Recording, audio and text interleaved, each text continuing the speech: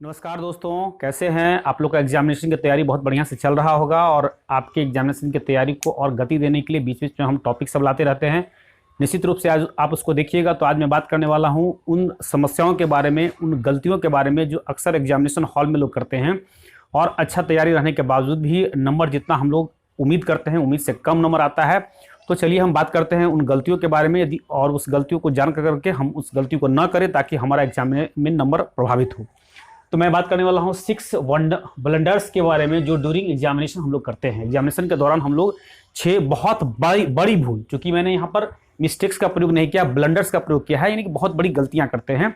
तो पहला गलती है डोंट यूज 50 मिनट्स। देखिए यहाँ पर मैंने 50 मिनट्स को गोल घेरा में घेरा है। जो 50 मिनट्स एक्स्ट्रा टाइम मिलता है 3 घंटा के अलावा, वो काफ़ी इंपॉर्टेंट होता है। और वह समय जो होता है पूरे क्वेश्चन को शुरू से लेकर के अंत तक देखने का होता है कि कौन सा क्वेश्चन हमारे लिए डिफिकल्ट है, कौन सा इजी है। जो हमारे लिए इजी है, जो क्वेश्चंस हम बना पाते हैं, उसको हमको टिक मार देना है। साथ साथ जो मल्टीपल चॉइस क्वेश्चन होता है, मल्टीपल चॉइस क्वेश्चन में भी कुछ एक्स्ट्रा क्वेश्चन होता है। तो उस एक्स्ट्रा क्वेश्चन में से कौन कौन से क्वेश्चन का जवाब हमें देना होता है, ये 15 मिनट में आपको पूरा रणनीति तैयार कर लेनी होती है कि पूरा टाइम को मैनेजमेंट कर लेना होता है कि कौन कौन सा सवाल का जवाब हमको देना है और उसके बाद जो है सो हमको काम करना है। लेकिन लोग गलतियां क्या करते हैं कि इस समय का सही ढंग से उपयोग नहीं करते हैं और क्वेश्चन को उलटते पलटते रह जाते हैं, जिसके कारण जो है सो सही बैलेंस नहीं बन पाता है और लोग को बहुत ज़्यादा बाद में दिक्कत हो सकती है। तो यहाँ पर मैंने लिखा है don't use 50 minutes to understand question pattern. तो क्वेश्चन पैटर्न को समझने के लिए 15 मिनट का इस्तेमाल कीजिए ताकि आपको आपके एग्जामिनेशन में ऐसी कोई सी दिक्कत नहीं हो। और जब आप मॉडल पेपर का जब रिवाइज कर रहे होते हैं या क्वेश्चन बैंक से रिवाइज कर रहे होते हैं, तो ये उस समय भी इस समय का ध्यान रखें कि इस 15 मिनट में आपको जो है एक रणनीति के तहत जो है आप कैसे तैयारी कर सकते हैं। फिर मैं बात कर रहा हूं डोंट रीड एमसीक्यू प्रॉपर्ली। होता क्या है कि एमसीक्यू जो होता है मल्टीपल चॉइस क्वेश्चंस, उसमें क्या होता है कि जो 4 ऑप्शन होता है, 4 ऑप्शन में कभी कभी क्या होता है कि क्वेश्चन ए और बी दोनों सही होता है, लेकिन लोग क्या करते हैं कि तुरंत देखते हैं कि चलो ए सही है, टिक मार दिए, रंग दिए। बाद में जब उसको ऑप्शन को पूरा पढ़ते हैं तो पता चलता है कि ए भी सही है, बी भी सही है और सी में जो आंसर है वो है बोथ। तो ऐसी स्थिति में बहुत ही ज़्यादा पछतावा होता है कि मैंने इस क्वेश्चन को पूरा क्यों नहीं पढ़ा। तो पूरा क्वेश्चन को पढ़िए। और किसी भी एमसीक्यू को, और एक गलती और भी होती है कि यदि 50 नंबर का जवाब देना रहता है, 60 सवाल होता है, तो रंगने में क्या होता है कि कभी कभी लोग क्या करते हैं कि कम रंगते हैं, 40 ही रंगते हैं, छोड़ देते हैं। तो इन सारे चीज़ों को भी ध्यान रखना है कि 50 हमको रंगना है, तो 50 में यदि हमको 25 ही आ रहा है या 30 ही आ रहा है, तो उसको रंगने के बाद जो है एक रणनीति के तहत, इसके लिए मैंने एक वीडियो डाला हुआ है ऑब्जेक्टिव मैनेजमेंट, आप उसको देख सकते हैं। ऑब्जेक्टिव मैनेजमेंट मैंने बताया है कि कैसे मल्टीपल चॉइस क्वेश्चन को रंगना है, किस एक रणनीति के तहत रंगना है जिससे कि अधिक से अधिक आपका सही हो सके। तो लोग क्या करते हैं कि इसको प्रॉपर्ली, एमसीक्यू को प्रॉपर्ली नहीं पढ़ते हैं और जिसके कारण जो है सो बहुत ज्यादा गलतियां कर देते हैं। तो इसको बहुत बढ़िया से पढ़ने की जरूरत है। 3 नंबर में दिया है don't understand word limit of answer. Answer में क्या होता है कि वर्ड लिमिट होता है कि प्रत्येक सवाल ऑब्जेक्टिव के लिए तो कोई बात नहीं है, एमसीक्यू के लिए तो कोई बात नहीं, एमसीक्यू का ऑप्शन है, ऑप्शन को गोल घेरा में रंगना है। लेकिन शॉर्ट क्वेश्चंस होते हैं, कुछ लॉन्ग क्वेश्चंस होते हैं, तो उसमें वर्ड लिमिट होता है कि इस सवाल का जवाब इतने शब्द में देना रहता है।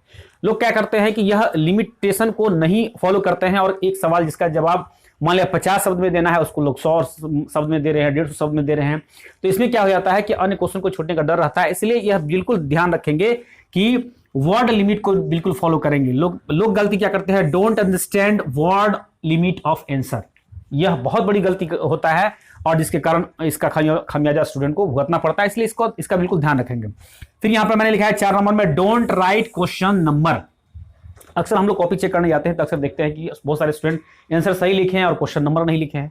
ऐसी परिस्थिति में क्वेश्चन नंबर को डालना पड़ता है, लेकिन बहुत सारे टीचर ऐसे भी होते हैं जो उसको काट देते हैं सीधे। इसलिए यह बहुत बड़ी गलती है। इसको जब कभी भी आप क्वेश्चन लिख रहे हो तो उसका क्वेश्चन नंबर जरूर लिखिए, क्योंकि उसको पोस्टिंग करना पड़ता है फर्स्ट पेज पे कि किस प्रश्न में कितना नंबर हमको मिला है। तो इसलिए क्वेश्चन नंबर भी बहुत ही जरूरी है लिखना। इसलिए कभी भी हड़बड़ाहट में, गड़बड़ी में इस क्वेश्चन नंबर को अवश्य लिखेंगे। तो यह भी एक बहुत बड़ा मिस्टेक है, ब्लंडर है। फिर मैंने 5 नंबर में लिखा है don't write fair and clear hand writing.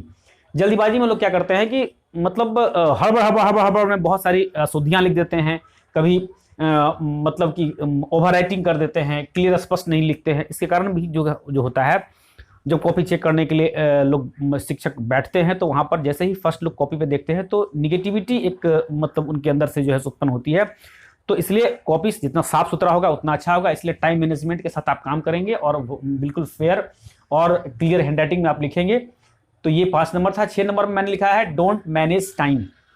लोग क्या करते हैं, टाइम मैनेज नहीं करने के कारण क्या होता है, जैसे मैंने ऊपर में बताया कि वर्ड लिमिट ध्यान नहीं रखते हैं, इस समय 15 मिनट का सही सदुपयोग नहीं करते हैं, तो क्या होता है कि टाइम अनबैलेंस हो जाता है और मतलब कि कैसे 3 घंटा निकल जाता है पता ही नहीं चलता है। अब 1-2 क्वेश्चन बचा हुआ है जो आप जानते हैं लेकिन आपके पास समय नहीं है कि आप उसको बना पाएंगे। तो ऐसी स्थिति में क्या होता है कि जो हम लोग जानते हुए भी क्वेश्चन को आंसर का हमने लोग नहीं लिख पाते हैं।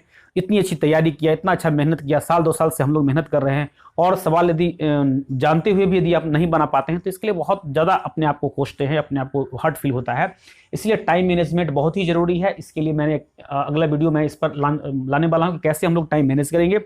तो इस तरह से ये 6 ब्लंडर्स थे। इन 6 ब्लंडर्स का इस्तेमाल आप लोग बिल्कुल नहीं करेंगे अपने एग्जामिनेशन में और ऐसा नहीं करने से जो है सो आपका मार्क स्कोर बेहतर होगा। इन्हीं शब्दों के साथ मैं आज का वीडियो समाप्त करता हूँ। धन्यवाद।